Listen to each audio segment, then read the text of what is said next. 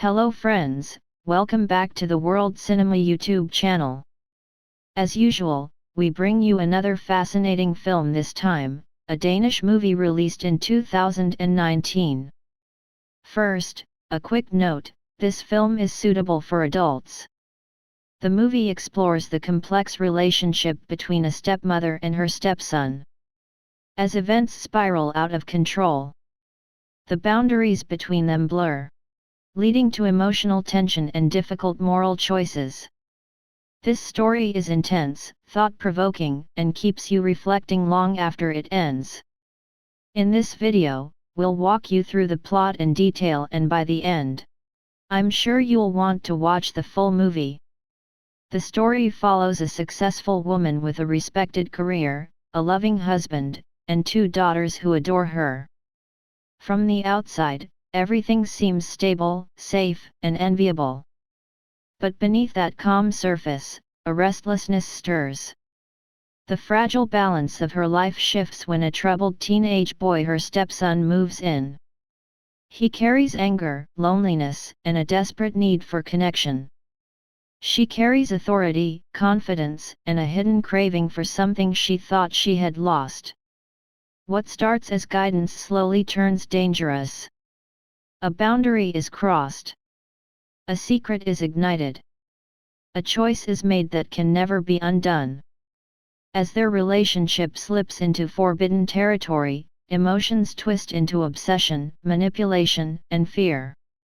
When the boy seeks honesty, she seeks control. When he threatens the truth, she uses her power to silence him. This is not a story of love. Alright friends, now we move into the plot, where everything truly begins. Don't forget to subscribe to the channel. We really appreciate your comments at the end of the video, and feel free to share this cinema plot with your friends.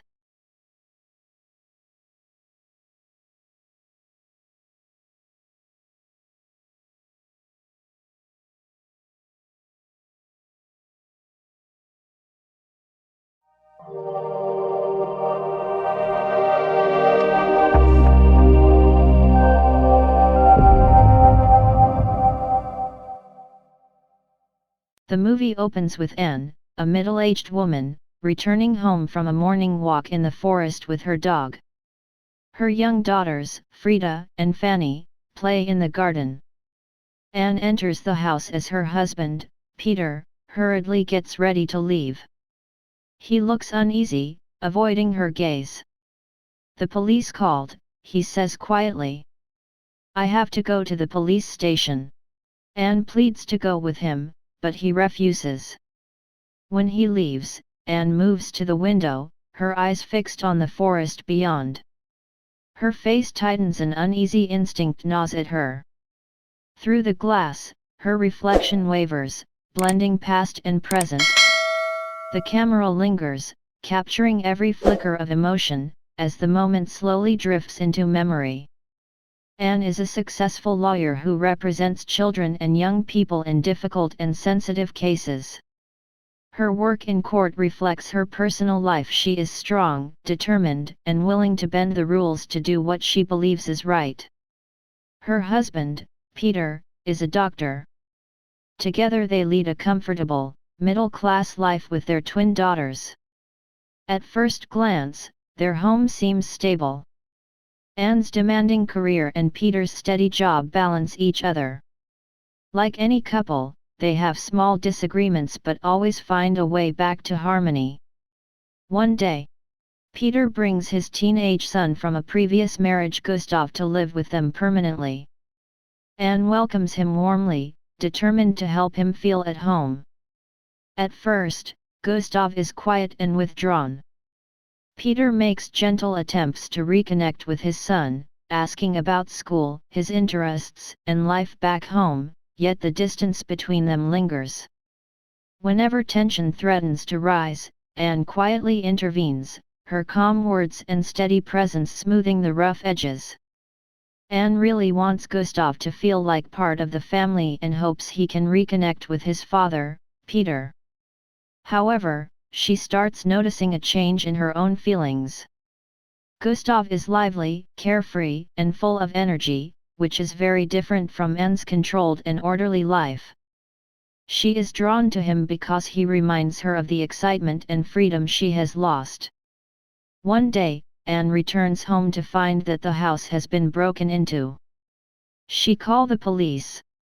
Later, while doing laundry, Anne discovers an item from her stolen bag hidden among Gustav's clothes. The realization hits her: Gustav must have been responsible. Shocked and disappointed, Anne confronts Gustav directly. He is frightened and ashamed. Seeing him like this, she decides not to tell Peter or involve the police, but only under one condition. Gustav must take responsibility, earn back the family's trust, and change his behavior. Afterward, Gustav begins spending more time with the family and gradually becomes part of their daily routines. On the surface, life settles into a new rhythm. Yet step by step, Anne's feelings toward him grow more complicated. She becomes more watchful, quietly protective, and constantly aware of the secret she carries alone. One night, when Gustav brings his girlfriend Amanda home, and Anne hears their laughter and excited voices drifting through the house, something inside her shifts a part of herself she thought had gone quiet years ago. A wave of longing and restlessness moves through her. As these emotions grow, Anne begins to misinterpret the small bits of attention Gustav gives her. Yet she can't deny the strange pull she feels toward him. These resurfacing desires, more emotional than physical, more about meaning than romance, create a confusing blend of vulnerability and control. The secrecy and intensity force her to confront feelings she has ignored for years. One evening, Peter's guests came over, and Peter and Anne entertained them on the balcony. They laughed, talked, and enjoyed the lively atmosphere. But after a while, Anne felt a restlessness she couldn't shake. She quietly left the group and went downstairs, where she ran into Gustav, who was getting ready to head to a bar. Anne decided to join him. At the bar, they talked about life, love, and the ups and downs of relationships. Anne spoke about her feelings toward Gustav's girlfriend, revealing a mix of admiration, longing, and an unexpected sense of connection. Unable to control her feelings, Anne hugged Gustav and said, "See you back home." At night, Anne tried to quiet the feelings she had developed for Gustav. But the more she resisted, the stronger they grew. With Peter out and the children asleep, the house felt painfully silent. Gustav was still awake, reading in his room. Unable to hold back, Anne went upstairs and sat beside him, her movements hesitant, her hands trembling slightly. The moment between them felt fragile and charged. When she finally leaned toward him, it was as if she had stopped fighting something inevitable. What followed unfolded slowly, a quiet surrender to the emotions they had both been avoiding. His presence, his warmth, the gentle way he responded awakened something long dormant in her. Anne felt alive again, wanted, filled with a passion she thought she had lost. After this experience, Gustav found himself wanting more of Anne's attention, and she, driven by her own desire, kept seeking the moments they could steal together. They enjoyed each other whenever time allowed. But Anne did not love Gustav. She was trying to satisfy a longing that had been silent for years. Gustav, still young, was drawn to the intensity of it all, and the feelings it awakened in him were powerful and new. After few days the family celebrated Frida and Fanny's birthday. The house alive with laughter and chatter. When Anne and Gustav moved away from the crowd, a sudden closeness overcame them, and Gustav kissed her. The sudden closeness sent a jolt through her, a mix of excitement and fear. But their moment was witnessed by Anne's sister Lena, who, stunned and upset, quietly slipped away from the party. Panic and guilt surged through Anne, the thought that Lena might tell Peter pressing heavily on her mind. Overwhelmed by the weight of their secret and its potential consequences, Anne made the painful decision to end her relationship with Gustav. The tension in Anne's life finally reaches a breaking point. Guilt, fear, and desperation begin to overwhelm her. She is trapped between two versions of herself, the devoted mother and wife she tries to present to the world, and the conflicted, vulnerable woman whose choices have led her into dangerous emotional territory. Meanwhile, Peter decides to spend a few days at the family's cabin with Gustav. For Anne, their absence becomes a torment. Every hour is filled with anxiety, terrified that Gustav might reveal the truth to Peter. The uncertainty slowly unravels her, making every moment feel unstable. When Peter and Gustav return, Anne's worst fears seem to surface. Peter tells her that Gustav wants to enroll in a boarding school and that he has confessed something to his father about what happened between them. Anne immediately denies everything. She insists Gustav is lying out of anger, claiming he blames her for the breakup of Peter and Rebecca's marriage. She even accuses Gustav of being responsible for the earlier burglary, trying to shift suspicion away from herself. Finally, Peter says quietly, "I don't know who to believe." The three of them sit down together, the air thick with tension and distrust. Anne continues to deny the affair, her voice steady but her thoughts spiraling. Gustav, overwhelmed and hurt, refuses to argue further. Soon after, he leaves for boarding school, and the silence he leaves behind feels heavier than the truth itself. For months, Gustav has been struggling with emotions he can't fully understand, a mix of confusion, frustration, hurt, and a deep sense of betrayal from someone he once trusted. Life at the boarding school only makes it worse. He lives there painfully, feeling isolated and carrying the weight of everything that happened. Finally, Gustavo can't hold everything inside anymore. He gathers every bit of courage he has and goes to Anne's workplace. His hands shake, his voice unsteady, but his determination is real. He tells her he's ready to speak up, ready to tell the world the truth, ready to stop hiding, ready to take back the voice he feels she stole from him.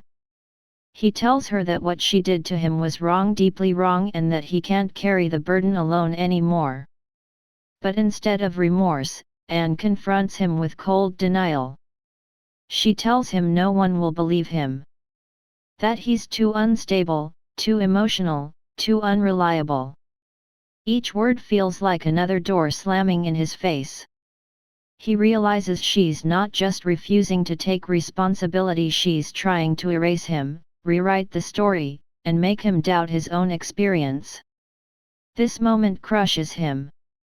Later that night, completely overwhelmed, Gustav goes to Anne's house. His voice shakes as he asks for his father, the one person he hopes might finally listen. He just wants to be heard, to not feel invisible anymore. But Anne blocks the doorway. She refuses to let him in. She refuses to call Peter. She refuses to acknowledge how broken he looks. Her voice is sharp and final as she tells him to leave. Gustav's last bit of hope slips away. He pleads once, then again, but Anne stands firm. Slowly, she closes the door on him, shutting him out completely. Gustav collapses onto the ground, the weight of his emotions finally too much to bear. Tears fall uncontrollably. While he cries outside, Anne walks deeper into the house, trying to steady her breathing and calm herself. This incident, the secret between Anne and Gustav, has remained hidden. Peter knows nothing, and the family outwardly appears normal. During Anne's birthday party, Peter receives a phone call from his former wife, Rebecca. Through her words, he learns that after Christmas, Gustav never returned to school, and no one knows where he has been. Shock ripples through Peter, and Anne feels a tension rising that she can no longer contain. Fear, guilt, and frustration wash over them both. The scene mirrors the opening of the film. Anne stands by the window, her expression heavy and distant, as Peter leaves for the police station. A few hours later, Peter returns home. The atmosphere is thick with dread. He faces Anne, his voice sharp and edged with hurt. "It was a hunter who found him," Peter says, his words barely above a whisper. "Far out in the woods. They think he had been lying there for months. Now it's starting to thaw." When Anne tries to tell Peter that Gustav's death is not his fault, Peter stops her, unable to bear hearing any more. In the end, it seems Peter suspends the real truth. He senses there is more, but he is not ready to hear it from Anne's mouth. Anne feels the world tilt beneath her. The guilt, the fear, and the horror of what has happened crush her completely. Peter's face is as blank and shattered as her own.